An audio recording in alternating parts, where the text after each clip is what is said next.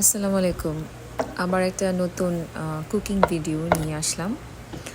আজ তৈরি করে দেখাবো যে পাফ পেস্ট্রি। খুবই মজা হয় খেতে এই পেস্ট্রিটা। আলহামদুলিল্লাহ আমার বোন তৈরি করেছে। প্রথমেই চিকেনটাকে একটু ভেজে একটু গোলমরিচ, একটু পেঁয়াজ এবং সামান্য কাঁচামরিচ দিয়ে একটু তেলে ভেজে নিয়েছি। এরপর এখানে পাফ পেস্ট্রি নামে এক ধরনের শীট কিনতে পাওয়া যায়।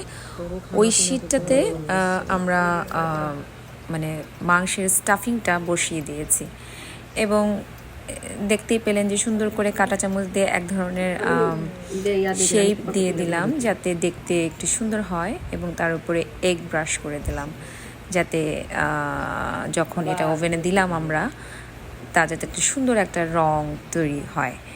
এই যে পাফ পেস্ট্রি অলরেডি তৈরি। এটা দেখতে খুবই সুন্দর হয়েছে, খুবই সুন্দর এবং মাশাল্লাহ মাশাল্লাহ আমার বোনের হাতে পাফ পেস্ট্রি খুবই মজা আলহামদুলিল্লাহ। এবং শুনতে পাবেন এটার যে ক্রাঞ্চিনেস, ও মাই গড, লুকস সো ইয়ামি এবং খেতেও খুবই স্বাদ ছিল।